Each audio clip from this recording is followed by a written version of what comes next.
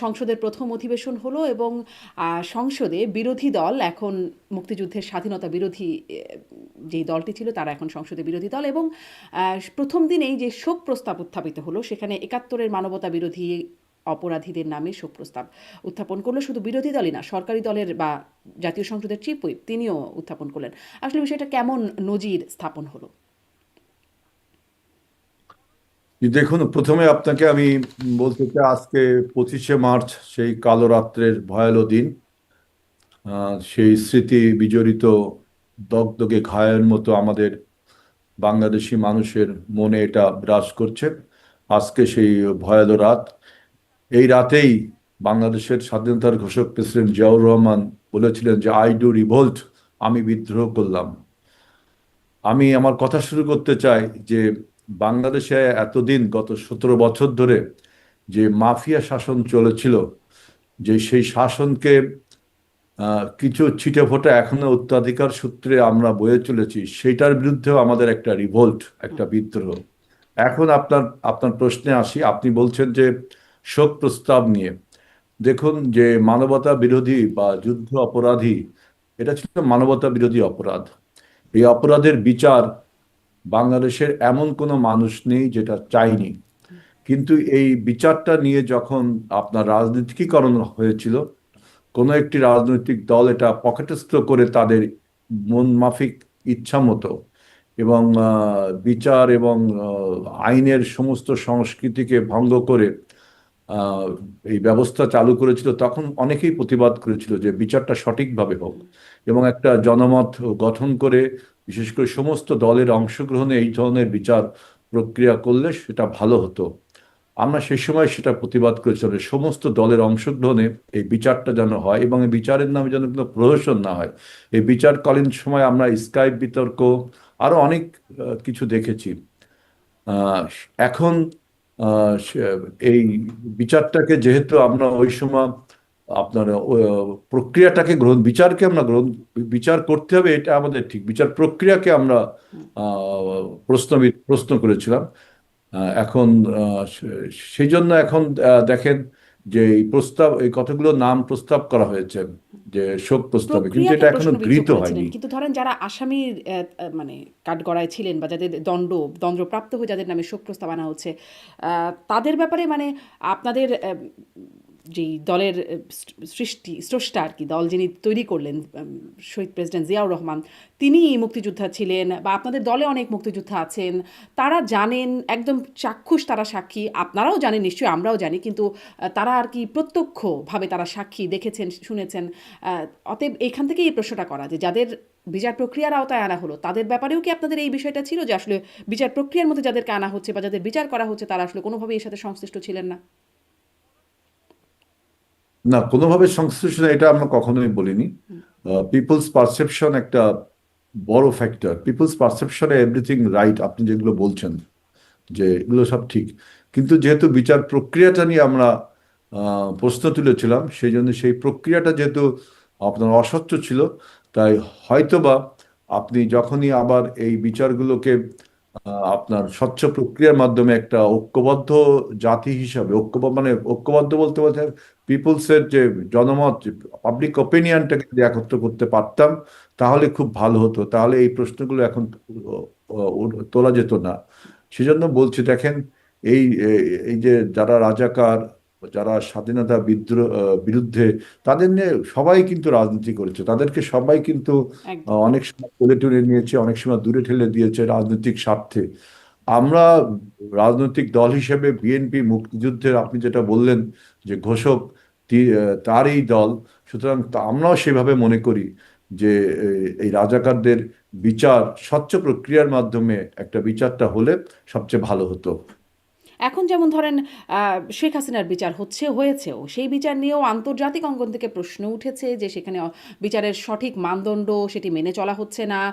সেখানেও অনেক মানে আদালত অঙ্গনের ভেতর থেকেই আইনজীবীর সাথে বিচারকের কথোপকথন সেটিও মানে অফেয়ার হয়ে যাওয়ার কথা, যেখান থেকে সেটুকু অংশ ফাঁস হয়ে যাওয়ার পরে সেটুকু বিতর্কের জায়গা তৈরি করছে। একদম প্রসিকিউটরদের মোটা অঙ্কের টাকার দুর্নীতি, যে দুর্নীতি নিয়ে জামিন দেওয়া, বিচারের বিভিন্ন জায়গায় প্রভাব খাটানোর জায়গাগুলো উঠে আসছে। বিচারক বা প্রসিকিউশন টিমের এক বিচারক মানে দুঃখিত, এক প্রসিকিউটর আর এক প্রসিকিউটরের নামে নানান রকম অভিযোগ তুলছে, এমনকি বিচারকদের যে যোগ্যতা তাদের সেটি নিয়েও অনেক প্রশ্ন আছে। ফলে কখনো এক সময় এই বিচার প্রক্রিয়ায় অস্বচ্ছ, ফলে শেখ হাসিনার নামেও আবার সংসদে শোক প্রস্তাব উঠবে।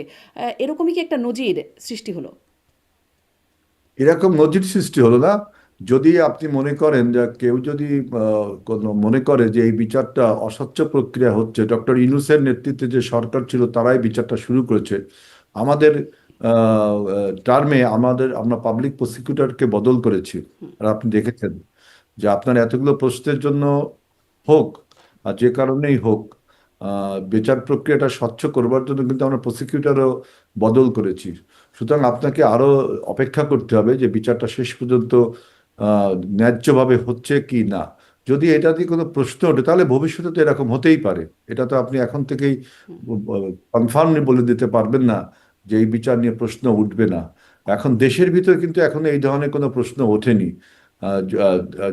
যখন উঠবে তখন অবশ্যই এইসব প্রশ্নের উত্তর এই আমরা যারা বিচার ডক্টর ইউনূস সরকার থেকে শুরু করে বর্তমান সরকার যে বিচার প্রক্রিয়া করছে সে উত্তরগুলো তাকেও দিতে হবে। জি। মানে উত্তরগুলো হয়তো তাকে দিতে হবে, কিন্তু বিচার প্রক্রিয়া তো শেষ হয়ে যাবে, বা তিনি হয় কনভিক্টেড হবেন বা মুক্ত হবেন। মানে নজিরটা কেমন সৃষ্টি হয়ে যাবে সংসদে শোক প্রস্তাবের মাধ্যমে, সেটি আসলে প্রশ্ন করছিলাম। একটু এই প্রশ্নটাও করি যে মার্চের একটি গুরুত্বপূর্ণ, মানে ৭১-এর মার্চের গুরুত্বপূর্ণ জায়গা হচ্ছে ৭ই মার্চ বঙ্গবন্ধু শেখ মুজিবুর রহমানের ভাষণ। সেটি বাজানোকে কেন্দ্র করেও ঢাকা বিশ্ববিদ্যালয়ের শামসুন্নাহার হলের সাবেক ভিপি ইমি সহ দুজনকে গ্রেপ্তার করা হয়েছে, এবং তাদেরকে ওই সময় মারধর করে টেনে হিচড়ে পুলিশের কাছে নিয়ে যাওয়া হয়। সে তখন ডাকসুর একজন নেতা মোসাদ্দেক, তিনি ছিলেন সেটি মোটামুটি নেতৃত্বে, নিয়ে গেলেন এবং তাদেরকে মানে যাদেরকে নিয়ে যাওয়া হলো ইমি সহ দুজনকে, তাদেরকে ছাত্রলীগের দুজন ছিলেন, তাদেরকে গ্রেপ্তার করা হলো। যারা মারধর করলেন বা টেনে হিচড়ে নিয়ে গেলেন তাদেরকে আবার কিছুই বলা হলো না। মানে এইখানে তখন এই প্রশ্নটা উঠলো যে ৭ই মার্চের ভাষণ বাজানোর সাথে সন্ত্রাস বিরোধী মানে আইনের যে অপরাধ, তার সম্পৃক্ততা কি? কিভাবে সেই আইনে তাদেরকে গ্রেপ্তার করে হলো, আর যারা মারধর করলো তারা কেন ছাড়া পেয়ে গেল? দেখুন, আমি প্রথমে যে প্রশ্নের যে উত্তরটা দিব সেটা হলো যে আওয়ামী লীগের কার্যক্রম আপনার নিষিদ্ধ করা হয়েছে। Last verdict, the people's offence যারা করেছে, মানবতা বিরোধী অপরাধ যারা করেছে গত 17 বছর, সেখানে আওয়ামী লীগ দল হিসেবে এবং আওয়ামী লীগের নেতৃবৃন্দকে আপনার সেই আসামি করা হয় এবং বলা হয় যে আওয়ামী লীগ দল হিসেবে কোনো রাজনৈতিক কার্যক্রম করতে পারবে না। এটা হলো গভর্নমেন্টের একটা আইন বা নির্দেশ। আপনি নির্বাহী সুতরাং আদেশ। নির্বাহী একটা আদেশে তার কার্যক্রম বন্ধ করেছে। সুতরাং ৭ই মার্চের ভাষণ বাজানো এবং ওই দিনে রাজনীতির আওয়ামী লীগের নেতাকর্মীরা, ছাত্রলীগ বা বিভিন্ন দলের তাদের সমর্থিত ছাত্রলীগ যে রাজনীতি যে কাজগুলো করে, এটা কিন্তু আইনগতভাবে অপরাধ। সেই অপরাধে তাদেরকে মামলা দিয়েছে পুলিশ। এবং আপনি বলতে পারেন কেন সন্ত্রাস ৭ই অপরাধ। মার্চের ভাষণ বাজানো কেন আইনগতভাবে অপরাধ হবে? সেটি কি আসলে আওয়ামী লীগের সম্পত্তি? জিয়াউর রহমান স্বাধীনতার ঘোষণা করেছেন, সেটি কি বিএনপির সম্পত্তি? মানে যদি কেউ জিয়াউর রহমানের ঘোষণা বলতে চায়, সেটা কি বিএনপির হয়ে আমি যাবে? একটা বলি, আওয়ামী লীগের রাজনীতি আর ৭ই মার্চের ভাষণ অঙ্গাঙ্গিভাবে জড়িত। আপনি যদি বলেন যে না, ৭ই মার্চকে আপনি আলাদা করে দেখছেন, সেটা আপনার একটা ভিউজ। কিন্তু আহ, আপনার বিশেষ করে ৫ই আগস্টের গণ অভ্যুত্থানের পরে এই যে আওয়ামী লীগের যে সমস্ত ন্যারেটিভ বা আইকন যাই বলেন আপনি কেন, এগুলো সবই কিন্তু আওয়ামী লীগের ব্যক্তিগত সম্পত্তিতে পরিণত হয়েছে। সুতরাং আওয়ামী লীগ যেহেতু আপনার রাজনৈতিক দল হিসাবে নিষিদ্ধ, কার্যক্রম নিষিদ্ধ, সেই আইনে তাদেরকে আপনার সন্ত্রাস দমন আইনে আপনার গ্রেফতার করা হয়েছে। এখন বলছেন যে তাদেরকে আবার পাবলিক বা অন্য কোনো দলের রাজনৈতিক নেতৃবৃন্দ তাদেরকে মারধর করেছে। এখন তাদেরকে রাজনৈতিক কার্যক্রম নিষিদ্ধ হলে তাদেরকে দমন করার দায়িত্ব পুলিশের, আইন শৃঙ্খলা রক্ষাকারী। পাবলিক যখন এখানে ইন্টারফেয়ার করতো তাকেও জবাবদিহিতার আওতায় আনা উচিত। কে এই কাজগুলো করলো, তাই না? আর আমাদের দেশের সংস্কৃতিটা এমন হয়েছে যে আহ, সরকার যে কাজটা পালন করবে আগেই বিভিন্ন দলের নেতাকর্মীরা উচ্ছ্বাসী হয়ে এই কাজটা করতে চায়। এইগুলো আর কি আপনাকে বন্ধ করতে হবে। জি। যেই কাজটা ল এনফোর্সিং এজেন্সিস, তাকে সেই কাজটা করতে দিতে হবে। সুতরাং ৭ই মার্চের ভাষণ এবং আওয়ামী লীগের রাজনীতি যেহেতু আমি বললাম যে অঙ্গাঙ্গিভাবে জড়িত, একটা আইকনে পরিণত হয়েছে আওয়ামী লীগের বিভিন্ন ন্যারেটিভস, আপনি এটার মধ্যে 32 নম্বর ধানমন্ডি আনতে পারেন, হুম। তারপরে 7 মার্চের ভাষণ আনতে পারেন, আরো অনেক কিছু আছে যে এখন ধরেন পদ্মা সেতু আওয়ামী লীগ এককভাবে কৃতিত্ব দাবি করে, সেটি তারা তাদের উন্নয়নের রোল মডেল হিসেবে ওইটাকে একদম ভাবে দেখায়। এখন কি পদ্মা সেতু 2 দিন পরে গিয়ে ভেঙে ফেলবে মানুষ? মানে না যেহেতু না তারা তাদের দখল করে নেওয়া একটা সম্পত্তির মতো অবস্থা, ন্যারেটিভ। এটা ওই সময় যে ন্যারেটিভটা ছিল যে পদ্মা সেতু আওয়ামী লীগ করেছে, আপনি কি বিশ্বাস করেন এটা আওয়ামী লীগ করেছে না এটা জনগণের টাকায় করা হয়েছে? চীনের একটা ব্যাংক হুম। লোন দিয়েছে, সেই অবশ্যই লোনটা জনগণের টাকায়। সেই লোনটা কিন্তু জনগণ, এই যে আমরা যে সেতু পারাপারের সময় যে টাকাটা দেই হুম। এবং আমাদের ট্যাক্সের টাকা, সুতরাং আওয়ামী লীগ আমলে হয়েছে, that does not mean Awami League সরকার নিজস্ব অর্থায়ন থেকে এই টাকাটা করেছে, এটা জনগণের অর্থায়ন থেকে একটা কিন্তু আপনি দেয়া হয়েছে। বলছিলেন না ন্যারেটিভের কথা, তো ন্যারেটিভ তো আওয়ামী লীগ এভাবে বলেছে, মানে আওয়ামী লীগ বললেই কি আসলে সেটি আওয়ামী লীগের সম্পত্তি হয়ে যাচ্ছে কিনা? 7ই মার্চ আওয়ামী লীগের এটা ন্যারেটিভ, তার মানে কি এটা আওয়ামী লীগের সম্পত্তি? 7ই মার্চ কি আমাদের ইতিহাসের অংশ নয়? 7ই মার্চের ইতিহাসের অংশ, এটা তো আমি বলছি না 7ই মার্চে। তাহলে 7ই মার্চের ভাষণ বাজালে কেন সেটি অপরাধ হবে? যদি এখন পর্যবেক্ষণ করেন তো বলেন, তাহলে কিন্তু আপনি আরেকটি আলোচনায় চলে যাবেন, সেজন্য আপনাকে অনেক সময় দিতে হবে। কারণ 7ই মার্চে কি আমাদের পূর্ণাঙ্গ স্বাধীনতা ঘোষণা করা হয়েছিল? না। এই নিয়ে অনেক বক্তব্য আছে, যেবারের সংগ্রাম মুক্তির সংগ্রাম, দ্যাট মিন সংগ্রাম হবে, হুম। দ্যাট ডাজ নট মিন সংগ্রাম we are starting the hmm. Struggle, তা বলছে না। কিন্তু আরো অনেক কথা আছে সেখানে, যেমন আপনার বক্তব্য কিভাবে শেষ করা হয়েছিল, এইসব অনেক প্রশ্ন আছে। আমি ইতিহাসের এই সমস্ত প্রশ্ন এখন আর সামনে তুলতে চাচ্ছি না। আমি শুধু বলতে চাচ্ছি 7ই মার্চের এই ভাষণটা নিয়ে আওয়ামী লীগ এমন অবস্থা করেছে, এটা আর জাতীয় সম্পত্তিতে থাকেনি, জাতীয় সম্পদও থাকেনি, এটা আওয়ামী লীগের একটা সম্পত্তিতে পরিণত হয়েছে। এটা যদি জাতীয় সম্পদে পরিণত হতো, করতে পারতো Awami League, that was the good. But এটা করতে পারিনি বিধায় আজকে এগুলো আওয়ামী লীগের একটা আইকন বা ন্যারেটিভ, যেভাবেই এই বলেন। জন্য সাতই সুতরাং মার্চের আওয়ামী ভাষণ লীগের বাজালে 7ই মার্চের ভাষণ বাজালে তাকে গ্রেপ্তার করা জায়েজ, মানে যায়। জায়েজ মানে, আমি বলছি যেহেতু আওয়ামী লীগের কার্যক্রম নিষিদ্ধ, হুম। তা আপনার রাজনৈতিক কার্যক্রমের মধ্যে তো এটা পড়ছে। রাজনৈতিক কার্য, কিন্তু আপনি আমার ইমি সাথে ইমি তো অনেক ছাত্রলীগ বা আওয়ামী লীগের কেউ না, মানে সে ডাকসুর সাবেক একটা হলের ভিপি ছিল। তাকে কেন গ্রেপ্তার করা হলো মারধর করে? আচ্ছা, ছাত্রলীগ না হয় বুঝলাম নিষিদ্ধ সংগঠনের সদস্য, তাদেরকে গ্রেপ্তার করা হয়েছে, কিন্তু ইমিকে কেন গ্রেপ্তার করা হলো? এখন ইমি হয়তো বা ছাত্রলীগের ছিল, এখন তিনি হয়তো নিজে না, তিনি খোলস। ছাত্রলীগের না, তিনি ছাত্রলীগের আপনি না। দেখেন, যে ডাকসু নির্বাচনে আপনি দেখেছেন যে হুম। আহ, ছাত্রলীগের ভিতর গুপ্ত, ছাত্র শিবিরের মধ্যে গুপ্ত হয়ে থাকা ছাত্রলীগ, ছাত্রলীগের মধ্যে গুপ্ত হয়ে থাকা ছাত্র শিবির, এই ঘটনাগুলো তো আমরা সবাই জানি। এখন ইমি হোক আর ছাত্রলীগ এর হোক আর না হোক, 7ই মার্চের ভাষণ যেহেতু আওয়ামী লীগের রাজনীতির সাথে জড়িত হয়েছে, এটা আর জাতীয় সম্পদে নেই, তাই ইমিকে গ্রেফতার বা ইমির প্রতি এই আইন জারি করা হয়েছে। এটি আইনের শাসনের বাস্তবায়ন হয়েছে বলেই আপনার মত? আমি আইনের শাসনের বাস্তবায়নের কথা বলছি না, যেহেতু সরকার একটা আইন করেছে যে আওয়ামী লীগের রাজনীতি লাস্ট ভার্ডিক্ট না আসা পর্যন্ত কার্যক্রম নিষিদ্ধ, সুতরাং সেই কার্যক্রমকে যদি কেউ চালু করতে চায়, সেটা 7ই মার্চের ভাষণের মাধ্যমে হোক আর 32 নম্বর ধানমন্ডিতে ফুল দেওয়ার মাধ্যমে হোক, আওয়ামী লীগের এই সমস্ত আইকনকে যেহেতু জনগণ প্রত্যাখ্যান করেছে, এই দোষটা কিন্তু আপনি আওয়ামী লীগকেই দিবেন। আওয়ামী তা লীগ যদি দিলাম, এগুলো তা সেটি আওয়ামী লীগের দোষ, কিন্তু জনগণের মধ্য থেকে কেউ যদি মনে করে যে তারা এগুলো পালন করতে চায়, তো তারা কি, তারা যদি আওয়ামী লীগের কোনো দলীয় জায়গায় না থাকে বা ছাত্রলীগে না থাকে, করে, তাদেরকেও পানিশ করা হবে? এখন যদি কেউ মনে করে যে 71 সালে যে মুক্তিযুদ্ধ হয়েছে, এই মুক্তিযুদ্ধে জামাতে ইসলামের বা যারা আপনার রাজাকার আলবদর ছিল, তারা তো আজকে বাংলাদেশের রাজনীতি করছে, করছে না? করছে। তারা যদি কেউ মনে করে যে 71 সাল ভুল ছিল, অতএব 71 সালে আমরা একটা শোক দিব, এটা কি জনগণ মেনে নিবে? তার এই রাইট কি আছে, এই ফ্রিডম কি তার আছে? আপনি বলেন, সেই ফ্রিডম তো তার নেই। হুম। তাই না? 71কে তো আমরা সবাই আমাদের জাতির একটা জন্ম, birth of a new Nations বলতে পারেন। ঠিক একইভাবে 5ই আগস্ট থেকেও কিন্তু আপনি একটা বার্থ অফ এ ডেমোক্রেসি, তো রিস্টাবলিশ ডেমোক্রেসি, এইভাবে যদি বিচার করেন, তাহলে কিন্তু আপনি এই 24-এর গণ অভ্যুত্থানকে আপনি 71-এর সাথে আমি তুলনা করছি না, কিন্তু একটা ব্যাপক পরিবর্তন তো হয়েছে। একটা মাফিয়াতন্ত্র থেকে আমরা একটা গণতন্ত্রের দিকে যাত্রা করছি। এখন সেই মাফিয়াতন্ত্রে কেউ যদি বলে যে আমাদের এই এই ন্যারেটিভগুলো আমরা বাংলাদেশে জনগণ বাঁচাতে পারে, জনগণ করতে পারে, তাহলে তো ভুল হবে। তাই তো আসলে একাত্তরের তো যুগ থেকে ডেমোক্রেসি বললে দুটোই করতে দেওয়া উচিত, যেমনটি স্বাধীনতা বিরোধীরা এখন সংসদে যাচ্ছে, এটা ডেমোক্রেসি, কারণ মানুষ তাদের ভোট দিয়েছে। তেমনি মানুষ যদি বলে যে আমরা ফুল দিতে চাই। আমাদের ঐতিহাসিকভাবে আমাদের এই জিনিসটা আমাদের ঐতিহাসিকভাবে কতগুলো ভুল আছে। এই ভুল থেকে আমাদের কেউ এড়াতে পারবে না। সুতরাং আপনি এই একাত্তরের যুদ্ধাপরাধীরা যে ডেমোক্রেসির মানে গুণে তারা যে রাজনীতি করছে, শুধু তাই না, এখানে আমাদের রাজনৈতিকভাবে অনেক সিদ্ধান্ত, রং সিদ্ধান্তের ফলে বা চিন্তা ভাবনার ফলে এই এই একাত্তরের পরাজিত শক্তির এখনো রাজনীতিতে সার্ভাইভ করছে।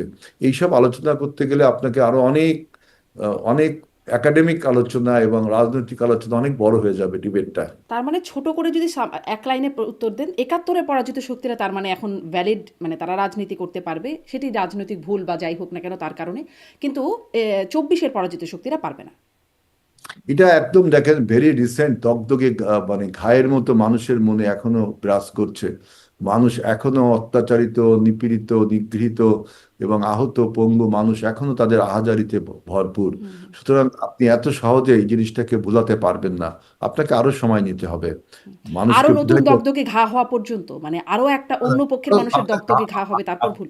না, না, আমি সেটা বলছি না, যে আপনি যে রাজনীতি যদি ভ্যালিড হতে চান, অর্থাৎ যে শক্তি পরাজিত হয়েছে 24-এর গণ অভ্যুত্থানে, তাকে প্রমাণ করতে হবে যে তিনি এই সমস্ত জিনিসের জন্য তিনি দুঃখিত বা লজ্জিত। তখন জনগণের উপর এটা ছেড়ে দেওয়া যায়। একাত্তরে যেমন আপনার জামাত ইসলাম অনেকবার ক্ষমা চেয়েছে, আবার অনেকবার ক্ষমা চায়নি, আবার কন্ডিশনও দিয়েছে ক্ষমা চাওয়ার কিন্তু এগুলো কিন্তু মানুষের মনে এখনো প্রশ্ন করে যে আপনি কি আসলে ক্ষমা চেয়েছেন, তিনি কি ক্ষমা চেয়েছেন। আমরা তো এখনো বলি সবাইকে ক্ষমা চেতে হবে, জাতির উপরে যারা অন্যায় করেছেন দেশের উপর, তাদের সবাইকে ক্ষমা চেতে হবে।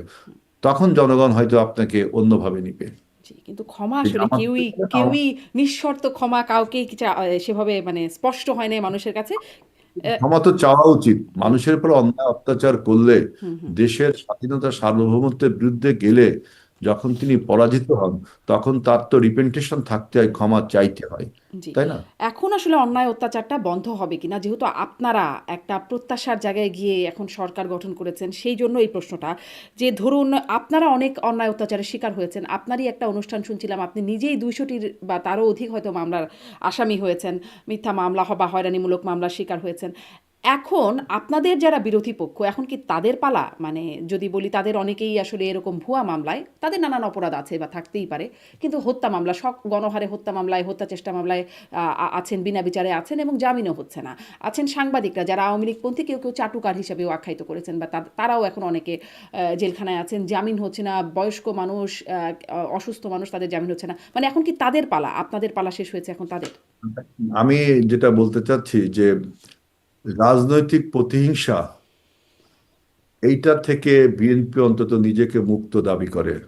আপনি দেখেন যে একটা অভ্যুত্থান হয়েছে, এই অভ্যুত্থানকে যদি আপনি বিপ্লবের সাথে তুলনা করেন, তাহলে দেখবেন যে বিপ্লব বা অভ্যুত্থান পরবর্তী যে ব্যাকল্যাশ, যে বিশৃঙ্খলাগুলো হয়, আপনি বিভিন্ন রেভলিউশনে, বিশেষ করে ফ্রেঞ্চ রেভলিউশন বলেন, রাশিয়ার রেভলিউশন বলেন, সিরিয়ায় হলো, যে আপনার মিশর হয়েছে, এইসব রেভলিউশনের উপরে যে ব্যাকল্যাশটা হয়, সেই ব্যাকল্যাশটা কিন্তু বাংলাদেশে অনেকটা আমরা নিয়ন্ত্রণ করতে পেরেছিলাম। অভ্যুত্থানের সব শক্তি এই গণহারে কিন্তু, এই যে মানুষের উপর অত্যাচার নির্যাতন, এটা কিন্তু হয়নি আপনার। এরপরে আসলে আপনি মামলার বিষয়। পরাজিতদের উপর নির্যাতন হয়েছে, যারা পরাজিত হয়েছে তাদের দলের সমর্থক নেতাকর্মীদের উপর নির্যাতন হয়েছে। আমি বলছি যতটা হওয়া আপনার ঐতিহাসিকভাবে যতটা হয়, যেমন 71 সালের মুক্তিযুদ্ধের পরে অনেক রাজাকারকে মেরে ফেলা হয়েছে, কিন্তু অনেক যতটা হওয়া উচিত তার থেকে কম হয়েছে। বাঙালি দিক দিয়ে একটা আপনার ধৈর্যের পরিচয় দেই। আমি বলছি অন্যান্য রেভুলেশন বা অভ্যুত্থানে যেটা হয়, ফ্রেঞ্চ বিপ্লবে দেখেছেন যে অভ্যুত্থানকে বিরোধীদেরকে গেলোটিনে আপনার জবাই করা হয়েছে, তাই না? আরো অনেক কিছু হয়েছে, কিন্তু বাংলাদেশ সেইখান থেকে অন্তত বেরিয়ে এসেছিল। যে কোনো অভ্যুত্থানে 90-তেও দেখেছেন, 24-এও দেখলেন, যে যতটা মানুষ ভাবনা করেছিল, যেমন শেখ হাসিনা বলেছিল যে 1 লক্ষ লোক মারা যাবে, আসলে কি সেটা হয়েছিল? না। কিন্তু তার মানে আমি বলছি না যে যে কিছুই হয়নি, আমি বলছি মাত্রা অনেক কম ছিল, সহনীয় ছিল। এখন আপনি আসতে পারেন যে এটা একটা স্বাভাবিক ঘটনা হিসেবে ধরে নিতে পারেন, কারণ একটা বিপ্লবের পর পরাজিত শক্তির এইগুলোই হয়। কিন্তু এখন মামলার যেটা বলবেন, এই মামলাটা আপনি দেখেন যে 5ই আগস্টের পট পরিবর্তনের পরে আপনার ফ্রিডমলি অনেকেই, তখন কিন্তু চেইন অফ কমান্ডটা ওইভাবে প্রতিষ্ঠিত হয়নি বাংলাদেশে। তখন সরকারটাও ছিল মানে 8 তারিখে সরকার গঠন হলো। সরকার গঠন হওয়ার পরে যা কিছু হয়েছে, ফ্রিডমলি দেখলাম অনেকে অনেক মামলা করা শুরু করলো। এই মামলাগুলো পরে কিন্তু অনেক চেষ্টা তদবির করার পরে এই মামলার একটা সুরাহা করা হয়েছে, একটা ট্রাইব্যুনাল গঠন করা হয়েছে, ট্রাইব্যুনালে মামলা হবে। এখন আর কিন্তু ফ্রিডমলি কেউ মামলা দিতে পারছে না। আওয়ামী লীগ আমলে যেমন গণহারে মামলা দিত, পুলিশ বাদী হয়ে মামলা দিত, এখন দেখবেন পুলিশ বাদী হয়ে কিন্তু মামলা হচ্ছে না, পাবলিক বাদী হয়ে মামলা হচ্ছে। সেই মামলাগুলোকেও আপনার এখন পর্যবেক্ষণ করে, যেহেতু একটা স্থিতিশীল আসছে, সরকারের একটা স্থিতিশীলতা আসছে। আপনি আগস্টের বিপ্লবের পরে বেশ কিছু মামলা হয়েছে, এখন একটা স্থিতিশীল অবস্থায় কিন্তু এরকম কিন্তু ওই যে যত্রতত্র ভাবে না গবেষণা করে, না তদারকি করে, তদন্ত করে, এইগুলো কিন্তু বন্ধ হয়েছে। এবং পুলিশ, সবচেয়ে বড় যে পুলিশবাদী হয়ে কিন্তু কোনো মামলা হচ্ছে না। আমাদের সময় যেটা হতো, গত 17ই আগস্ট পুলিশই মামলা দেওয়া শুরু করতো, ঘটনা ঘটেনি তারপরে যে কি অদৃশ্য মামলা, কিন্তু গায়েবী মামলা। ভিকটিমের জন্য বিষয়টা একই, আসলে পুলিশ দিক আর মানে মানে সাধারণ মানুষ মামলা দিক, যারা আসলে মামলার শিকার হয়ে জেলখানায় আছেন তাদের জন্য তো একই। আসলে আপনারাও ছিলেন, তারাও জেলখানায় আছেন, এবং তাদের আরো গণ বেশি, কারণ তাদের স্বীকার করতে হবে যে গণ অভ্যুত্থান একটা হয়েছে, একটা পট পরিবর্তন হয়েছে। নিশ্চয়ই। কিন্তু এবং এখন আবার একটা পট পরিবর্তন স্বাভাবিক হয়ে রাজনৈতিক নির্বাচিত প্রক্রিয়া। সরকারে আপনারা আসছেন, এখন তো আবার এখন একটা পট পরিবর্তন। তো একটা নির্বাচিত সরকার এসছে, এবং এখন দেখেন যে আপনার ট্রাইব্যুনালে দুটো ট্রাইব্যুনাল করেছি, আগে একটা ছিল, দুটো ট্রাইব্যুনাল করেছি, এবং এইগুলো এখন স্বচ্ছ প্রক্রিয়ার মাধ্যমে বিচার হচ্ছে। এই বিচার যদি কোনো প্রশ্ন তোলে কেউ, বা যারা তুলছেন, অবশ্যই এগুলো পরবর্তীতে আপনার এগুলো নিয়ে আলাপ হবে, আলোচনা হবে, এগুলো হতেই পারে। কিন্তু এই যে আপনার পরাজিত শক্তি, এই শুধু পরাজিত শক্তি বলে তো হবে না। আপনাকে, এই দেশে তো জেনোসাইড হয়েছে, এই দেশে তো মানুষকে গুম করা হয়েছে, খুন করা হয়েছে। গুম খুনের পলিটিক্স তো 73 থেকে বন্ধ ছিল। 73-তে সিরাজ শিকদারের প্রথম গুমের পরে বাংলাদেশে কিন্তু অনেকদিন বন্ধ ছিল। কিন্তু আমরা আবার দেখলাম 2010 সাল থেকে আবারও গুমের সংস্কৃতি চালু হয়েছে। এটা মানুষের কখনোই মেনে নিতে পারে না, যে মানুষ ডিসঅ্যাপিয়ার হয়ে গেছে। সুতরাং তাদের বিরুদ্ধে মানুষের ক্ষোভ থাকবে, সেই ক্ষোভকে আইন শৃঙ্খলার মধ্যে রাখার দায়িত্ব সরকারের। বর্তমান নতুন যে সরকার, 1 মাসের যে সরকার, সরকার সেটি পালন করছেন। জি, নিশ্চয়ই। আপনি এবার নির্বাচনে তার একটা প্রভাব দেখেছেন যে আপনার বিএনপি প্রায় 50+% ভোট পেয়েছে, জামাত পেয়েছে 32+% ভোট, তাই না? কিন্তু আপনি ঐতিহাসিকভাবে দেখবেন যে বিএনপির ভোট ছিল 40+, জামাতের ভোট ছিল 8 থেকে 10+। এই ভোটটা কি সাধারণ মানুষের না আওয়ামী লীগের? তার মানে কি, যে আওয়ামী লীগ যারা সমর্থক কর্মী, বা যারা নির্দোষ ইনোসেন্ট, সেই সমস্ত মানুষ তো এখনো বাংলাদেশে রয়ে গেছে, এবং তারা ভোট প্রদানও করেছে, তাই না? সুতরাং আপনি বলতে পারেন না যে টোটাল আওয়ামী লীগের নেতাকর্মী আছে বাড়ি, দেশ ছাড়া, বাড়ি ছাড়া। কিন্তু আপনি গত 17 বছরে একবার চিন্তা করেন, পুরো বিএনপির নেতৃবৃন্দ, জি, অন্যান্য আমি দলের নেতৃবৃন্দ, সেইখান থেকেই বলছিলাম যে 17 বছর আপনারা হয়েছে না, এবার কি তাদের পালা কিনা, এই জন্যই প্রশ্নটা করছিলাম। ধরেন, তাদের ধরেন এই যে আমি বলছি যে জামিন ছাড়া জেলখানায় যারা 17 আছেন, বছরের সাংবাদিক অভ্যুত্থান ডেভিড বার্গম্যান, ব্রিটিশ সাংবাদিক, তিনি শক্তভাবে লিখছেন। দেশে অবশ্য খুব বেশি সাংবাদিকদের মধ্যে এটি উচ্চারিত হচ্ছে না। ধরেন সাংবাদিক থেকে শুরু করে বিভিন্ন শ্রেণী পেশার, বিশেষ করে আওয়ামী লীগের সিনিয়র অনেক নেতারা আছেন যাদের হয়তো অনেক অপরাধ আছে, কিন্তু তাদেরকে হত্যা মামলায় সবাইকে গণহারে মানে জেলখানায় দেওয়া হয়েছে, কারাগারে আছেন, জামিন হচ্ছে না। অথচ মানে আপনাদের যে বিরুদ্ধে যে হয়রানিমূলক মামলাগুলো ছিল গত 17 বছর ধরে, যার কথা বলছিলেন, সেটি অন্তর্বর্তী সরকারের আমলে যেমন 23,000 মামলা উঠলো, সুপারিশ করা হলো, এবং আপনাদের সময় সরকার গঠন করার পরপরই 2 দফায় 2,000-এর উপরে মামলা প্রত্যাহার হয়ে গেল। মানে এগুলো কি চলতে থাকবে, যেগুলো আসলে বিরোধী পক্ষের বিরুদ্ধে যে মামলাগুলো আছে, হয়রানিমূলক মামলাগুলো এখন আছে? আমি আপনাকে বলতে চাচ্ছি, দেখেন আমাদের বিরুদ্ধে যে 17 বছরের মামলা, সব মামলা কিন্তু এখনো উঠে যায়নি। আমার বিরুদ্ধে এখনো মামলা আছে, আমার বিরুদ্ধে এখনো কনভিকশন আছে, সবকিছু কিন্তু নিয়মতান্ত্রিক ভাবেই আপনার করা হচ্ছে। এখন আপনি এই দুই আমলের ঘটনাকে এক করতে পারেন না। আপনার 2008 সালের নির্বাচনের পরে আওয়ামী লীগ ক্ষমতায় আসে একটা পরিবর্তনের মাধ্যমে। আপনার 8 সালের নির্বাচন নিয়ে অনেক প্রশ্ন আছে, কিন্তু আওয়ামী লীগ ক্ষমতায় আসে। কিন্তু 2026-25 সালের 5ই আগস্টের যে পরিবর্তন, এটা তো অভ্যুত্থান। হুম। আওয়ামী লীগ তো অভ্যুত্থানের মাধ্যমে আসেনি, তাই না? আমাদের এটা তো অভ্যুত্থান, এটাকে অনেকে বিপ্লবও বলে। সেজন্য বলছি বিপ্লব পরবর্তী ঘটনা যা কিছু হওয়া পৃথিবীর ইতিহাসে আছে, তার কিছুই কিন্তু বাংলাদেশে হয়নি। সেখান থেকে বাংলাদেশ অনেক ধৈর্যের পরিচয় দিচ্ছে। এখন যদি বলেন যে আওয়ামী লীগ 17 বছর যেভাবে অন্যায়ভাবে আমরা দিয়েছি, আপনারা কি সেইভাবে দিবেন? আওয়ামী লীগ যেভাবে দিয়েছে সেটা তো কোনো অভ্যুত্থানের মাধ্যমে আসেনি। অভ্যুত্থানের পরবর্তীতে কিন্তু সিনারিওটা চেঞ্জ থাকে, প্রেক্ষাপটগুলো চেঞ্জ থাকে।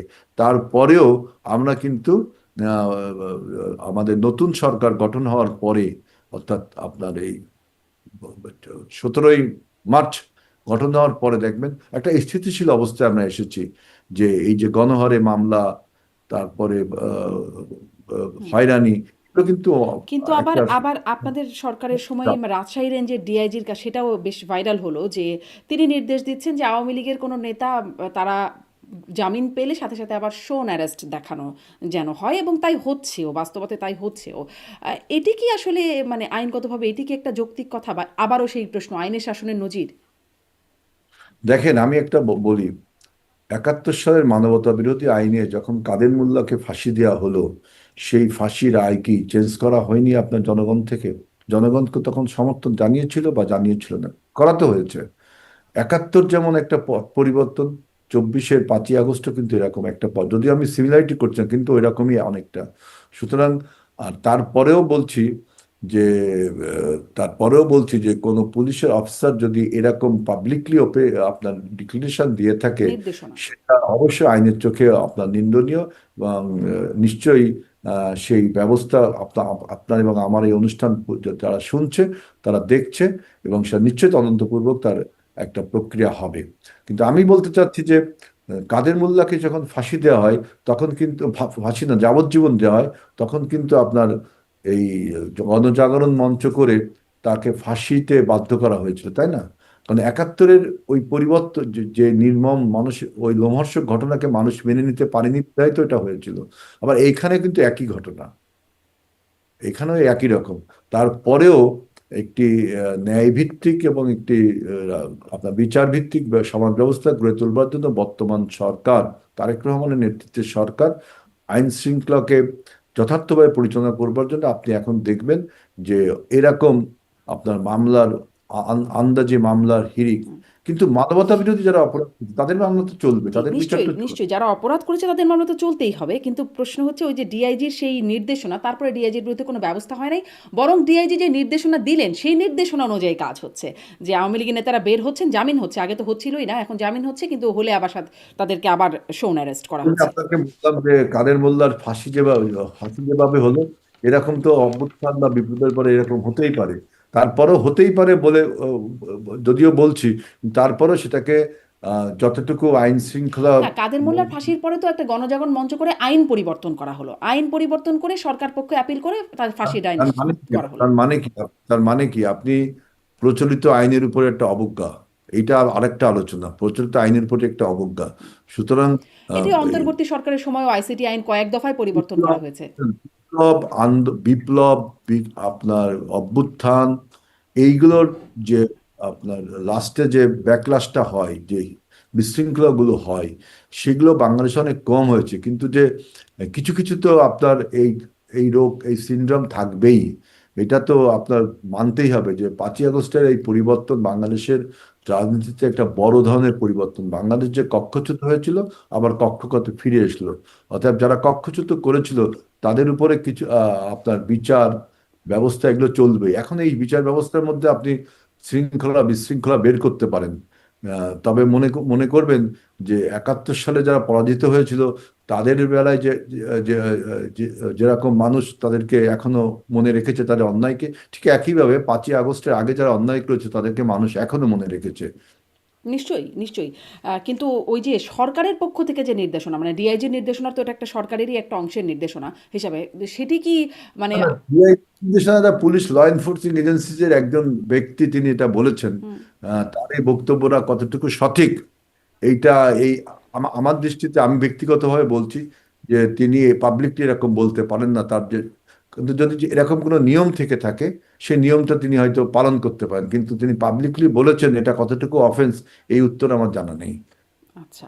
আরো ২-১টি প্রসঙ্গে আসি। যেমন মানে বিএনপি ক্ষমতায় আসার পর থেকে তারেক রহমানের মোটামুটি সব যা, যা করছেন তিনি সবই আলোচনায় আসছে এবং তিনি প্রশংসিত হচ্ছেন বেশ। এমনকি যারা চরম বিরোধিতা বা সমালোচক তারাও খুব সমালোচনা করবার মতো জায়গা পাচ্ছেন না। কিন্তু কিছু, কিছু বিষয় আ যেগুলো নিয়ে আলোচনা হচ্ছে, মাননীয় প্রধানমন্ত্রী সেই বিষয়গুলোতে মোটামুটি নিশ্চুপই আছে। যেমন ধরেন আলোচনা হচ্ছে সর্বত্র দলীয় নিয়োগের বিষয়ে। বিএনপি ক্ষমতায় আসার পর থেকে সেই বাংলাদেশ হ্যাঁ, ব্যাংকের গভর্নর থেকে শুরু করে পুলিশ প্রশাসন, সেনাবাহিনী, বিশ্ববিদ্যালয়ের ভিসি সর্বত্র একটা দলীয় নিয়োগ। বিএনপির মাননীয় মহাসচিব মির্জা ফখরুল ইসলাম আলমগীর তিনি বলছেন দলীয় সরকার এসেছে, দলীয় নিয়োগ তো কিছুটা সেটা স্বাভাবিকই। বিশ্ববিদ্যালয় ভিসি নিয়োগের ক্ষেত্রে বলছেন। মানে এটি আপনারা তো আসলে যখন আওয়ামী লীগ ক্ষমতায় ছিল তখন স্পষ্ট মনে করতে পারি আপনারা শক্ত প্রতিবাদ করতেন তাদের দলীয় নিয়োগের এবং দলীয়করণের। এখন আওয়ামী লীগের বেলায় হারাম বা নাজায়েজ ছিল, এখন সেটি হালাল হচ্ছে। জি, আপনি দেখেন এই প্রশ্নটা একটা সিগনিফিকেন্ট প্রশ্ন করেছেন। এই প্রশ্নটা উত্তর দিতে আমার খুব ভালো লাগবে যে এই যে প্রশাসকগুলো নিয়োগ হলো, এই প্রশাসকের এখানে সিটি কর্পোরেশনের মেয়র নির্বাচিত হবে, তাই না? হুম, কিন্তু আমাদের এখানে এতদিন প্রশাসক নিয়োগ ছিল। আপনি কিন্তু এখনই একটা নির্বাচন দিতে পারছেন না, কেবল একটা জাতীয় নির্বাচন হলো। আমরা বলেছি যে জুন মাসের দিকে হয়তো স্কেডিউল ঘোষণা করা হবে স্থানীয় সরকার নির্বাচনে, সেপ্টেম্বরের দিকে নির্বাচন বা তার আগে নির্বাচনটা হবে। কিন্তু যতদিন নির্বাচিত প্রতিনিধি না আসছে ততদিন তো আপনাকে জনসেবা থেকে জনসেবা করতে হবে, জনগণকে সেবা থেকে বঞ্চিত করা যাবে না। ওখান তো একজন প্রশাসক, যেহেতু মেয়র নিয়োগ দিতে পারেন না, প্রশাসক নিয়োগ দিতে পারেন আপনার আইনে যেটা আছে। সেই প্রশাসকটা আমরা নিয়োগ দিব কাকে? জামাতের কাউকে, নাকি পরাজিত শক্তি আওয়ামী লীগের কাউকে, না যিনি আমাদের লোক না? নিব নিচে দক্ষ ব্যক্তিটিকে, তাই তো? সেই দক্ষ ব্যক্তি তো আমাদের দলেও রয়েছে, কারণ কি অ্যাকাউন্টেবল হব তো আমি। আজকে সিটি কর্পোরেশনে যে আমি যে মশার কামড়ে ঢাকাবাসী অতিষ্ঠ, সিটি কর্পোরেশনের বিভিন্ন আবর্জনা, দুর্গন্ধ বা অব্যবস্থাপনা এতদিন চলছিল, কিন্তু আমাদের সরকার যখন গঠন হলো তখন তো সমস্ত রেসপন্সিবিলিটি আমার, অ্যাকাউন্টেবল টু দ্য পিপল তো আমি। সুতরাং আমি আমার দক্ষ লোকটিকে নিয়োগ দিব। এখন এই নিয়োগটা যদি আমি ইনডেফিনিট পিরিয়ডের জন্য রাখি তখন আপনি এই প্রশ্নটা তুলতে পারেন যে নির্বাচন ছাড়া আপনি একজনকে কতদিন রাখবেন। সুতরাং এই এন্টারিং পিরিয়ডে অবশ্যই আমি আমার দলের একজন দক্ষ লোককে নিয়োগ দিব, কারণ অ্যাকাউন্টেবল তো আমি হব। আজকে বাংলাদেশ ব্যাংকের গভর্নর হাসান মনসুর সাহেবকে হাসান মনসুর সাহেবকে ডক্টর ইউনূস সরকার নিয়োগ দিয়েছিল, তাই না? হুম। এখন তার যাবতীয় কার্যকলাপ আমাদের সরকার গঠন হওয়ার পরে অ্যাকাউন্টেবল কি ডক্টর ইউনূস না আমরা? আমরা রেসপন্সিবিলিটি আমাদের না? হুম। So, আমি কিন্তু ডক্টর হাসান মুন্সির মানে অপারগতা বা তার অদক্ষতা নিয়ে প্রশ্ন তুলছি না। আমি যেহেতু অ্যাকাউন্টেবল, তাহলে আমার দলের দক্ষ লোকটিকে আমি নিয়োগ দেব। তিনি যদি কোনো অদক্ষ কাজ বা জনবিরোধী কাজ করে তখন আপনি বলতে পারবেন যে আপনার নিয়োগ প্রক্রিয়া ঠিক হয়নি, আপনি সঠিক লোকটিকে বাছাই করতে পারেননি। অর্থাৎ অ্যাকাউন্টেবল এবং রেসপন্সিবিলিটি যেহেতু আমার, তো আমি আমার লোকটিকে নিয়োগ তাহলে দিব। আওয়ামী লীগ যখন আসলে দ্রুত দলীয়করণ নির্বাচনটা করেছিল, সর্বত্র দলীয়করণ করেছিল, তখন আপনারা সমালোচনা কেন করেছিলেন? নির্বাচন ছাড়া আপনি নির্বাচন দিচ্ছেন না কেন? আপনি যদি না, এবং নির্বাচন নির্বাচন ছাড়াও আপনারা কমিশন পুলিশ প্রশাসনের দলীয়করণের মানে নির্বাচন সমালোচনা করেছেন না? পুলিশ প্রশাসন, আদালত সর্বত্র দলীয়করণের সমালোচনা তো করেছেন। পুলিশ প্রশাসন তো আপনার নিয়োগটা নির্বাচনের না, মাধ্যমে হয় না। নির্বাচনের মতো না। কিন্তু সেখানেও দলীয়করণ হয়েছে, দলীয় লোক নিয়োগ করা হয়েছে। আপনারা তার সমালোচনা করেছেন। সেটা বলছি, কিন্তু আমি সেটা বলছি। কিন্তু জনপ্রতিনিধি বা বিশ্ববিদ্যালয়ের ভিসিও কিন্তু একটা নির্বাচনের মাধ্যমে হয়। একটা প্যানেল ঘোষণা করা হয়, সিন্ডিকেট সবাই ভোট দেয়, এক দুই তিনজন নাম পড়ে, এরপরে চ্যান্সেলর সাহেব সেটা অনুমোদন করে। এই প্রক্রিয়া যতদিন না হচ্ছে ততদিন তো আপনি একজনকে নিয়োগ দিবেন। সেই নিয়োগে আপনি নিশ্চয়ই, আমি যেহেতু অ্যাকাউন্টেবল, আমি যেহেতু রেসপন্সিবল, আমি আমার দক্ষ লোকটিকে দিব। আমি যদি অদক্ষ লোকটিকে দিই, বিশ্ববিদ্যালয় বা সিটি কর্পোরেশন বা প্রশাসকগুলো যদি না কাজ করে তখন আপনি আমার সমালোচনা করতে পারেন। অর্থাৎ তারা কেবল এখন নিউ বর্ন বেবির মতো কেবল যোগ দিয়েছে কাজে। এখন আপনি তাদের কাজের সমালোচনাটা দেখেন, না, তারা তাদের কাজটা কাজের করতে। সমালোচনা নিশ্চয়ই করা হচ্ছে না, করা হচ্ছে সিদ্ধান্তের সমালোচনাটা, যে আপনারা আসলে সিদ্ধান্তটা আপনি বলেন তো, সিদ্ধান্তটা কি নিয়ে হবে? যেহেতু নির্বাচনে তো প্রতিনিধি আপনার মেয়র সাহেবরা, তা আপনি কি এখন নির্বাচন দিতে গেলেও তো আপনার 2 মাস 3 মাসের একটা বিষয়, সেই ইন্টারিম পিরিয়ডে কি আপনি একজন প্রশাসক নিয়োগ দিবেন না? তা না হলে কি সিটি কর্পোরেশন কার কাছে জবাব দিতে হবে? কে পাইলটিং করবে, কে লিডিং করবে আচ্ছা, সিটি কর্পোরেশন? তাহলে কি একজন কিন্তু এরকম, তাহলে কি এরকম যেমন ধরেন বিশ্ববিদ্যালয় ভিসি থেকে শুরু করে মানে আমি যদি বলি সেনাবাহিনী, পুলিশ, যারা আসলে দল করেন না কোনো, তাদের পক্ষে, যেমন ধরেন আওয়ামী লীগ যখন ক্ষমতায় ছিল তখন আওয়ামী লীগের লোকজন শীর্ষ পদগুলো সব পেত বা গুরুত্বপূর্ণ পদগুলোতে যেত বলে আমরা দেখতাম। ডক্টর মোহাম্মদ ইউনূস সরকার যখন আসলো তখন তাদের পছন্দের লোকদের বা জামায়াতের বিভিন্ন লোকজন নিয়োগপ্রাপ্ত হয়েছে, বিএনপিরও লোকজন নিয়োগপ্রাপ্ত হয়েছে বলে শুনেছি। এখন আপনাদের সময় আপনারা যারা আসলে কোনো দল করেন না বা কোনো দলে বিশ্বাসী না, এভাবে দলীয় রাজনীতিতে বিশ্বাসী না, তারা কি আসলে এই পদগুলো কখনো পাবেন না? আমাদের মন্ত্রী পরিষদের দিকে তাকালেই আপনি দেখতে পারবেন যে দল ছাড়াও লোক কিন্তু মন্ত্রী হচ্ছে, হয়েছে না? হুম। আমাদের ডক্টর প্রিয় খলিলুর রহমানের মতো মানুষ, যার ব্যাখ্যা পাওয়া আরো যায়নি। অনেকে, ডক্টর জাহিদ জাহেদ হয়েছে, আরো অনেকে হয়েছে। এবং আপনি বিভিন্ন সিটি কর্পোরেশন, তারপরে বিশ্ববিদ্যালয়গুলোর সবাইকে আপনি কিন্তু দলের ব্যানারে আনতে পারেন না। আপনার আমাদের এই নিয়োগগুলো পারি তো, দলের ব্যানারে আনতে পারি তো, তাদের তো পূর্ব একটা ব্যাকগ্রাউন্ড আছে। দলের একটা, এখন দেখবেন যে সেই লোকটা যোগ্য কিনা, এবং নির্বাচনের মাধ্যমে আবার হচ্ছে কিনা। আপনি যদি নির্বাচন পর্যন্ত আপনাকে ওয়েট করতে হবে, যখন যে প্রক্রিয়াটা শুরু হবে, ডিসির নির্বাচন বা জেলা আপনার আপনার ওই যে সিটি কর্পোরেশন নির্বাচন, সেটা যখন শুরু হবে তখন দেখবেন নির্বাচনটা স্বচ্ছ প্রক্রিয়ায় হচ্ছে কিনা। এখন এন্টারিম পিরিয়ডে তো আমি যেহেতু অ্যাকাউন্টেবল, এই সেন্সিটিভ টাইমে আমি তো আমার দক্ষ লোকটিকে জবাব আমি দিব। কারণ আপনি, আমি একজনকে, আপনি দক্ষ, আমি জানি আপনি দক্ষ, আপনি ওইখানে নিয়োগ পাওয়ার যোগ্য, কিন্তু আপনি তো সরকারের যে কর্মসূচিগুলো আছে, আমাদের যে পলিটিক্যাল যে ম্যানিফেস্টো আমরা দিয়েছিলাম বা নির্বাচনী ম্যানিফেস্টো, এইগুলো তো আমাকে পালন করতে হবে। এইগুলোকে পালন করতে গেলে যদি আমি আমার দক্ষ লোকটিকে না বসাই, আচ্ছা, এই প্রশাসন কি করে কারণেই কাজ কি করবে? জনাব আজিজুল বাড়ি হেলাল, এটা আমার একটা কৌতূহল থেকে প্রশ্ন, এই কারণেই কি যে দলীয় লোকজন ভালো ভালো পদ পাবে, কারণ তাদের সাথে একটা অ্যালাইন হয় বা একটা কোঅর্ডিনেশনের সুযোগ হয়, এই রকম একটা যুক্তিতে যখন দলীয় লোকজনগুলো গুরুত্বপূর্ণ পদে পায়, তখন আমার মনে পড়ে যে ওবায়দুল কাদের যখন আওয়ামী লীগ ছিল, ওবায়দুল কাদের তিনি বলতেন সব কাউয়া হাইব্রিড ফার্মের মুরগি সবাই এসে ঢুকছে দলে। আমি জিজ্ঞাসা করতাম যে কেন তারা আসলে ঢোকে, নিশ্চয়ই কোনো বেনিফিট পায় বলে, এমনকি বিভিন্ন দল থেকেও নাকি সেখানে গিয়ে ঢুকছিল এবং আসলে হচ্ছিলও তাই। এরকম ঘটনা বিএনপির ঘটবে না তো? সব কাউয়া হাইব্রিডগুলো বিএনপিতে এসে ঢুকবে না তো? না, এখন পর্যন্ত যদি হয়নি যোগ্য লোকটি, আপনি ডক্টর খলিলুর রহমানের কথা বলছিলেন, দেখেন খলিলুর রহমানকে কিন্তু আমরা অপসারণও চেয়েছিলাম, আপনার মনে থাকার হুম, কথা। কিন্তু এখন আমরা তাকে কি পররাষ্ট্রমন্ত্রী হিসেবে নিয়োগ দিয়েছি না? হুম, হুম। কারণ কি, বিএনপির যে আপনার ফরেন পলিসি, যে আপনার এতদিন বাংলাদেশের ফরেন পলিসি ছিল friends to all malice two নান, এটা ছিল বাংলাদেশের ফরেন পলিসি। এখন কিন্তু আমরা সেখান থেকে সরে এসেছি। আমাদের নির্বাচনী ম্যানিফেস্টো ছিল যে বাংলাদেশ ফার্স্ট, সবার আগে বাংলাদেশ, অর্থাৎ বাংলাদেশের স্বার্থটা আগে দেখতে হবে। এখন খলিলুর রহমান সাহেবের যে ফরেন পলিসি তিনি বিশ্বাস করতেন, সেই পুরনো মান্দাত্তা আমাদের ফরেন পলিসি, আমরা তখন সেটা তার সাথে একমত হইনি। আমাদের যে এখন যে ফরেন পলিসি, নিশ্চয়ই তিনি আমাদের এই ফরেন পলিসির সাথে একমত হয়েছেন, সেজন্য আমরা তাকে দিয়েছি, তাই না? তা অর্থাৎ ডক্টর জাহেদ তিনি কি আমাদের দল করতেন? আমরা যে সমস্ত রাজনৈতিক কর্মসূচি আমরা মনে করি, সেই সমস্ত পলিসির সাথে তার মতামতের এক হয়েছে। অর্থাৎ আপনি সবাইকে দলীয়ভাবে নিয়োগ দেওয়া হচ্ছে, এটা এক দলের মধ্যে যখন আপনার না, যেমন দলের ডাক্তার জাহেদের একটা একটা মানে সেটির একটা যৌক্তিকতা থাকতে পারে যে তিনি আপনাদের বিভিন্ন কর্মসূচির পক্ষে কথা বলেছেন, যুক্তি গুলো স্থাপন করতে পেরেছেন, মানে এটিকে যৌক্তিকভাবে প্রেজেন্ট করতে পেরেছেন, এটি একটা। আবার আমাদের বিভিন্ন প্রোগ্রামে, আমাদের বিভিন্ন পলিসির বাইরেও তিনি কথা বলেছেন, তাই না? সবসময় যে আমাদের কথা তিনি লেটার টু লেটার বলবেন তা না।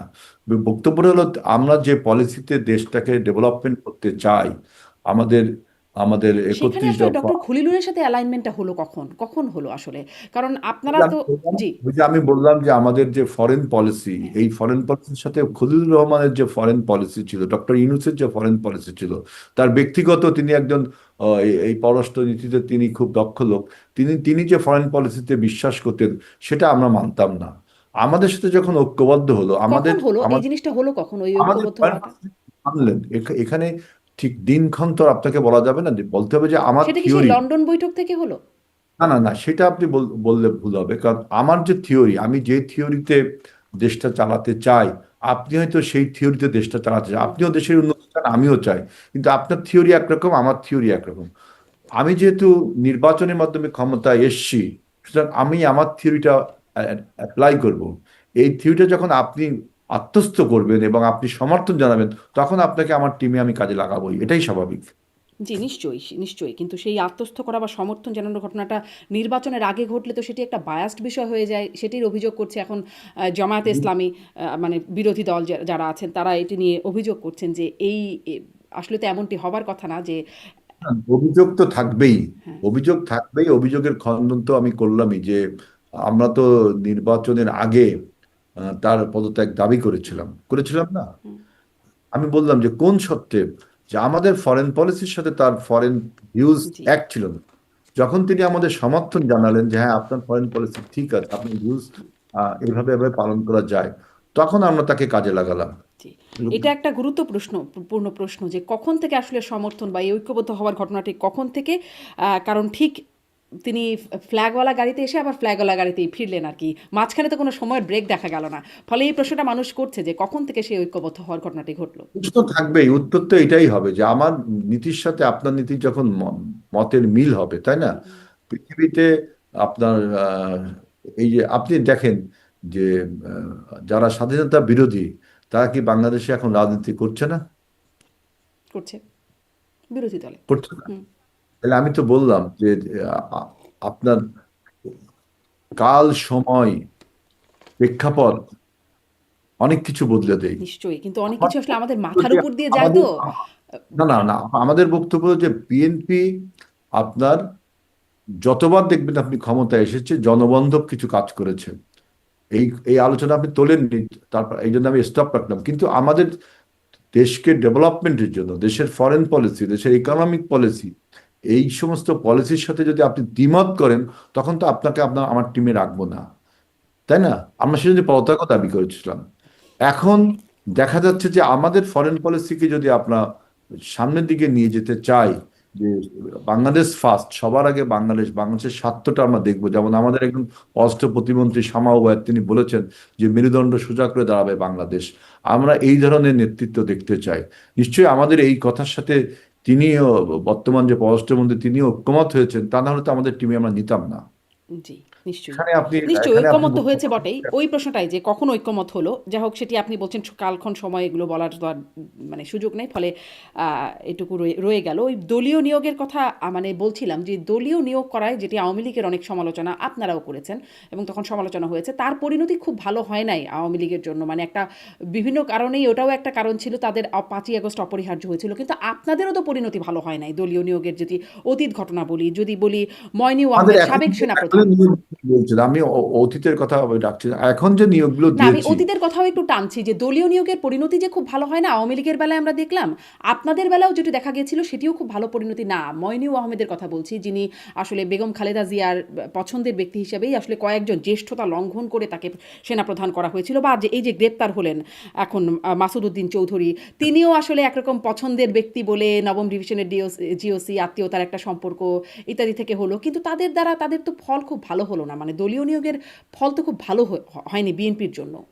দলীয় নিয়োগ আর আপনার যোগ্য ব্যক্তির নিয়োগ যাই বলেন, আপনার 111 ছিল হলো বাংলাদেশকে বিভ্রান্ত করার, কক্ষচ্যুত করার একটা প্রক্রিয়া। 111 তো আর বাংলাদেশের জন্য কল্যাণ বয়ে আনেনি। 111-এর ফলেই 18 বছরের দুঃশাসন আমাদের দেখতে হয়েছে। অতএব 111 ছিল বাংলাদেশের জন্য অভিশাপ স্বরূপ। নিশ্চয়ই। সুতরাং এই 111-এর যারা কারিগর, দেশি বিদেশি যারাই বলেন, যারা কারিগর, তারা এই সমস্ত কর্মকাণ্ড যে ঘটাতে বাংলাদেশের লোকজনকেই ব্যবহার করবে, সেখানে আপনি যাকেই নিয়োগ দিতেন, বুঝছেন, এই নিয়োগ প্রক্রিয়ার মাধ্যমে কিন্তু আপনি যে আপনার কর্মসূচি বাস্তবায়ন করতে পারেন, তা কিন্তু ঠিক না। যখনই আপনার কোনো ষড়যন্ত্র পাকাপোক্ত হয়ে পরিণতি লাভ করে, তখন এই কে কাকে নিয়োগ করলো, এটা আপনার প্রশ্ন হয়ে দাঁড়ায় না। তার মানে আসলে সাহাব দলীয় নিয়োগ বা পছন্দের ব্যক্তি নিয়োগ করে যে খুব কাজে হয় তা তো না। আহ, আবার দক্ষ লোককে নিয়োগ করে যে খুব কাজের হয় তাও কিন্তু ঠিক না। শাহাবুদ্দিন অন্তত ওই সমালোচনাটা হয় না যে দলীয় নিয়োগ হয়েছে, দক্ষ ব্যক্তির মানে জ্যেষ্ঠতা অনুযায়ী বা নিয়ম অনুযায়ী গেছে। নিয়োগগুলোকে বলছি যে এন্টারিম পিরিয়ডের জন্য, যতদিন না নির্বাচনটা হচ্ছে। আপনি যদি নির্বাচনটা অনেকদিন পিছিয়ে দেওয়া হয় তখন আপনি বলতে পারেন যে আপনি দলীয় নিয়োগ দিয়ে দেশ চালাচ্ছেন। ধরেন কিন্তু পুলিশ প্রশাসন সেনাবাহিনী সবখানেই রদবদল হয়েছে, আপনাদের পছন্দের লোকজন এতে গেছে। তো রদবদল হবেই। আপনি বলেন যে একটা নতুন সরকার আসলে সে তো প্রশাসনকে ঢেলে সাজাবে, এটাই স্বাভাবিক। সেই ঢেলে সাজাতে যে আপনি বলছেন তার দলের লোকজনকে নিচ্ছে, তার দলের লোকজনকে নিচ্ছে না। তার কর্মসূচিগুলো বাস্তবায়ন করতে, সরকারের কর্মসূচিগুলো বাস্তবায়ন করতে প্রশাসনে যাকে যোগ্য মনে করা হচ্ছে তাকে নিচ্ছে। যখন ফেল করবে আমার এই কর্মসূচি বাস্তবায়ন বা প্রশাসন, তখন আপনি বলবেন যে আপনাদের এই নিয়োগ প্রক্রিয়া ভালো ছিল না। নিশ্চয়ই, এখন একটা নিশ্চয়ই। নিউ সরকার, সে তার নতুন প্রশাসন চালাতে গেলে অবশ্যই সে এখানে শাফলিং করবেই, এটাই স্বাভাবিক। আমি তো আমেরিকায়, আপনি নিশ্চয়ই আমেরিকায় থাকেন, আমেরিকায় দেখেছেন যে একটা সরকার চলে গেলে টোটাল অ্যাডমিনিস্ট্রেশন চেঞ্জে নতুন একটা অ্যাডমিনিস্ট্রেশন আসে। কারণ সরকার তার কর্মসূচিগুলো বাস্তবায়ন করার জন্য তার পছন্দের যোগ্য লোকটিকেই নিয়োগ দেয়। কিন্তু কিন্তু যখন আমাদের দেশে তা নিয়োগপ্রাপ্ত হয় না। হন তখন তারা ইনস্টিটিউশন হয়ে যান, তখন আর তারা দলীয় স্বার্থ বাস্তবায়ন করেন না, হ্যাঁ, কিন্তু আমাদের হ্যাঁ, দেশে ব্যাপারটা একটু ভিন্ন হয়ে যায়। এখন যদি হয়, আমরা 1 মাসের সরকার, আপনি এখনো বলতে পারছেন না একদমই। সেনাবাহিনী প্রধান নিশ্চয়ই, বা পুলিশ নিশ্চয়ই। প্রধান। আপনি ১ মাসের সময় এখানে জাজ করার সময় হয় নাই। নিশ্চয়ই এই বিষয়ে একদম একমত। কিন্তু ওইটাই বলছিলাম যে যোগ্য লোকজন কেন একটা নিয়মতান্ত্রিকভাবে নির্বাচিত হন না? ধরেন আপনাদের সময় সেই তত্ত্বাবধায়ক সরকারের প্রধান করবার জন্য কেএম হাসানকে বয়স বাড়িয়ে জ্যেষ্ঠতা লঙ্ঘন করে তাকে দেয়া হলো, বা মইনুল আহমেদকে জ্যেষ্ঠতা লঙ্ঘন করে সেনাপ্রধান বানানো হলো। আপনারা কি মনে করেন যে এটা আপনাদের একটা মানে অবস্থানগত ওই জায়গা থেকে সরে আসার প্রয়োজন আছে? এটা কি মনে করেন? নাকি ওটাই ঠিক অবস্থান বলে মনে করেন? দেখেন, আপনি প্রথমে বলেছেন কে এম হাসানের কথা, তাই না? 2 বছর আপনার তার ওই যে বয়স বাড়িয়ে দিয়ে আপনার একজন প্রধান বিচারপতি তত্ত্বাবধায়ক সরকারের প্রধান হবে, এটার থেকেই তো প্রবলেমটা শুরু হয়, তাই না? হুম, এখান থেকে তো প্রবলেমটা একদম। শুরু হয়। এবং এটাকে আওয়ামী লীগ লুফে নেই, সেটাকে আপনার শেষ পর্যন্ত 1-11-এ পরিণত হয়, তাই না? আর মইনু আহমেদের কথা যেটা বলছেন যে জ্যেষ্ঠতা লঙ্ঘন করা হয়েছে কিনা, ইতিহাসটা আমার আসলে জানা নেই। হুম। আমি তখন ছাত্রনেতা ছিলাম। আমি আমি তো এখন দেখছিলাম আর কি, বেশ কয়েকটা গণমাধ্যম, বিবিসি সহ বেশ কয়েকটা গণমাধ্যম খুলে দেখছিলাম যে জ্যেষ্ঠতা লঙ্ঘন করেই আসলে নেওয়া হয়েছে। এমনকি দেখেন, সেনাবাহিনীর কর্মকর্তাদের সাথে কথা বলছিলাম। সেনাবাহিনীর হুম। কারণ আছে যেটা আমাদের সিভিল নিয়মের সাথে মানানসই না। যেমন ওদের একটা ব্যাচের উপরে একটা পর্যায়ে দেখলাম, একটা র্যাঙ্কের পরে যদি তিনি একটা প্রমোশন না পান তাহলে অবসরে চলে যান, তাই না? খুব সময় ব্রিগেডিয়ার বা জেনারেল এখান থেকে হবে। হুম। ব্রিগেডিয়ারের পরে উনি যদি মেজর জেনারেল, এখন তো ব্রিগেডিয়ার জেনারেল হয়েছে, না হতে পারেন পরপর 2 বার, তখন তিনি অবসরে চলে যান। ওদের প্রমোশনটা হয় আপনার সে যে প্রমোশনটা পেলো কিনা তারপরে তার চাকরির উপর নির্ভর করে। সেনাবাহিনীর নিয়মটা আসলে সিভিল নিয়ম থেকে অনেক ব্যতিক্রম।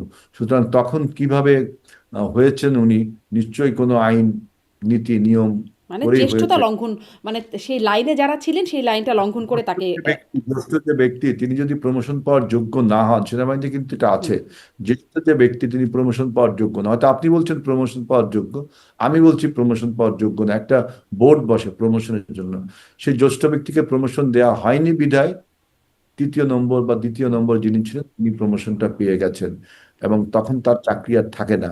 এটা সেনাবাহিনীর নিয়ম, আমি যতদূর জানি সিভিল ল মতো না এটা। এটা কি একটু বলবেন? মানে মানে আপনাদের কি মনে হয় ১/১১ নিয়ে এত আলোচনা, ১/১১-তে বিশেষ করে বর্তমান প্রধানমন্ত্রী তারেক রহমান এবং তার ভাইয়ের উপর যে নির্যাতনটা হলো, মানে আপনাদেরই তো সেই সময় এই লোকগুলো তো মোটামুটি পছন্দের লোক ছিল, বা যদি বলি এই যে যাকে এখন গ্রেপ্তার করা হলো মাসুদ উদ্দিন চৌধুরী, তিনি সম্পর্কে মামা হন তারেক রহমানের। তিনি কেন মানে এই নির্যাতনের কলকাঠিটা নাড়লেন, কেন এই নির্যাতন করলেন? তিনি সম্পর্কে মামা হন এই তথ্যটা আপনার কাছে সঠিক না।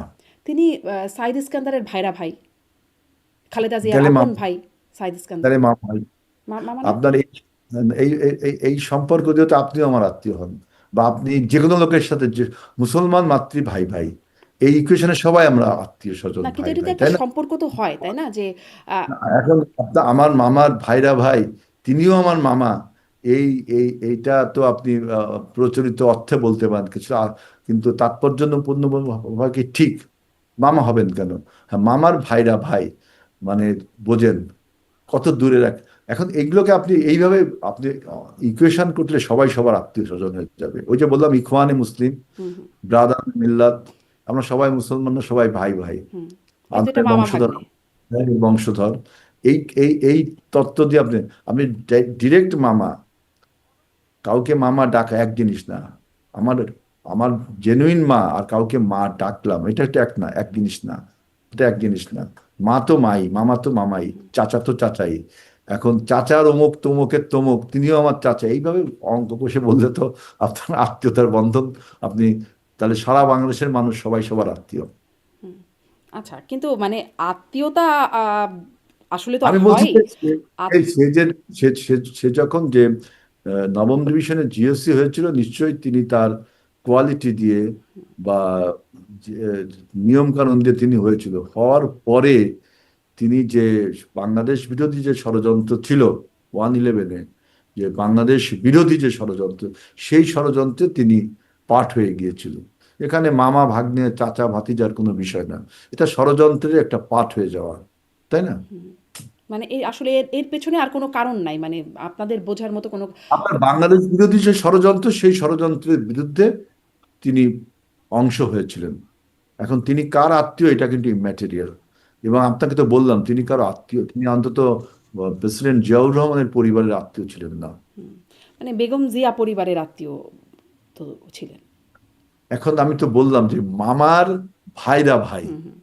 এখন দেখবেন যে ভাইরা ভাই হয়তো চাচাতো বোন বা মামাতো বোন বা খালাতো বোন, অন্য কিছু হতে পারে, আমি এগুলো জানি না। বক্তব্য হলো যে মামা ইজ মামা, আপনি আরেকজনকে মামা ডাকবেন, আচ্ছা, মামা না। আচ্ছা। না, আমরা মামা আসলে হলে এরকম কি করে একটু ষড়যন্ত্র করতে আমরা পারে না এটা কিন্তু ঠিক না, দেখেন, মামা হলেই কি ষড়যন্ত্র করতে পারে না নিশ্চয়ই পারে। এটাও কিন্তু ঠিক। পারে না। যিনি আপনার ষড়যন্ত্রের পার্ট হয়ে যায়, তখন তিনি মামা না চাচা না ভাই, এটা ইম্পর্টেন্ট না, তিনি ওই ষড়যন্ত্র পাকিয়ে তিনি ক্ষমতায় আসতে চায়, এগুলোই তো হয়। জি, এবং সেটি বাংলাদেশ তো না হয় তখন, বুঝো। মানে আমার প্রশ্নটা এখানে যে ক্ষমতায় আসবেন, ক্ষমতা নেবেন বা হয়েও ছিল তো তখন এমার্জেন্সি করে সেনাশাসিত সরকার তো হয়েও ছিল। কিন্তু মানে নির্যাতনটা কেন করা হলো?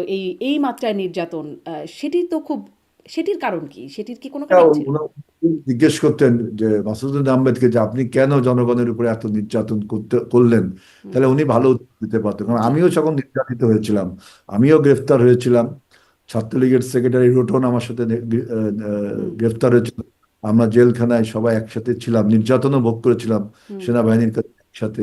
এগুলো আমাদের মনে এখনো আঘাত দেয় যে অন্যায়ভাবে আমাদেরকে, আমরা তখন ছাত্র নেতা, ছোট ছিলাম, যে অন্যায়গুলো বললো আমরা এখনো সেই ব্যথা কিন্তু বহন করে। এই যে আমি আপনার সাথে এসির মধ্যে বসে কথা বলছি, আমার ঘরে এসি চলছে, আমি কিন্তু বেশিক্ষণ চালাতে পারবো না। কারণ ওই যে 1/11-এর যে আঘাত, শুধু আমার না, অনেক নেতার উপরে, আমি তো রোটনের নাম বললামই, এখনো এই আঘাতগুলো বয়ে বেড়ায়। সুতরাং এগুলো কখনো ভুলে যাবার নয়। তিনি কেন, তার নির্দেশে কেন এই আঘাতগুলো করা হলো, তিনি ভালো উত্তর দিতে পারেন, জি, আমরা কি অন্যায় নিশ্চয়ই। করেছিলাম। আপনাদের কাছে এই প্রত্যাশা যে মানে এইরকম আঘাত যেন আপনাদের সময় অন্তত কেউ মানে না পোহায়, সেটি একটা বড় দাবির জায়গা থাকবেই।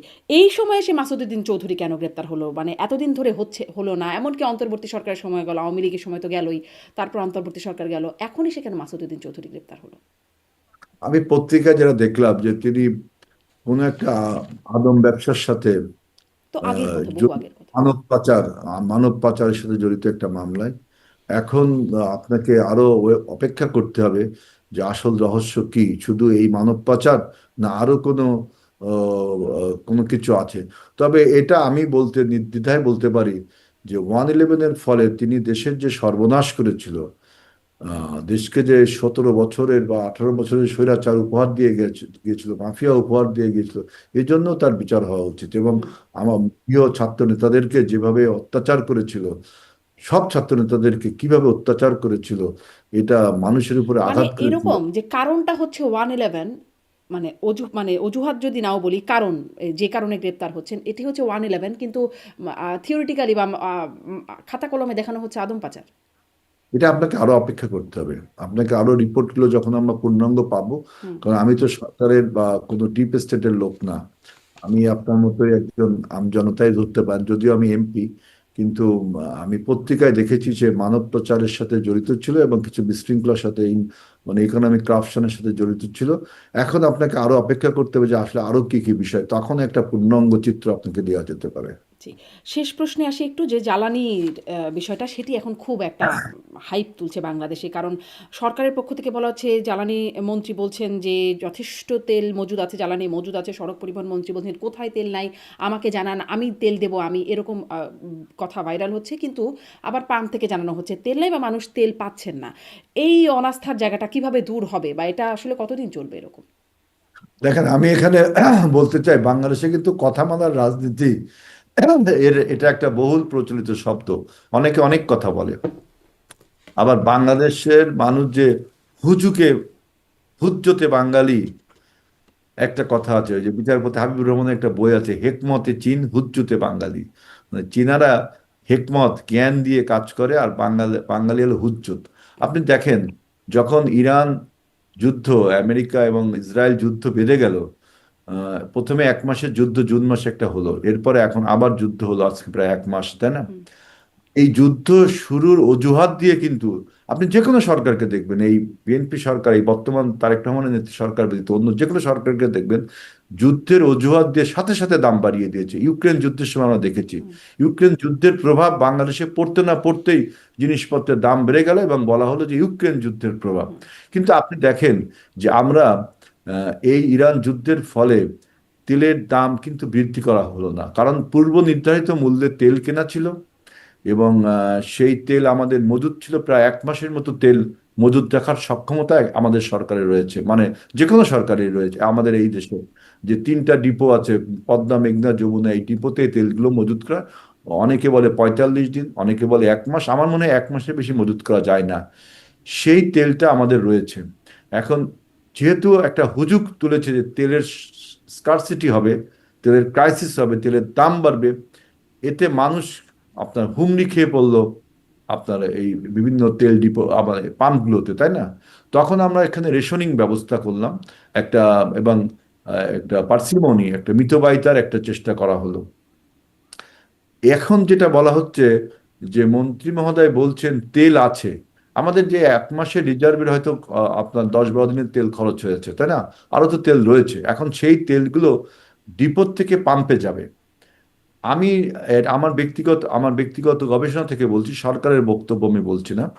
আমি দেখলাম যে ঈদের 2-3 দিন ব্যাংকগুলো বন্ধ।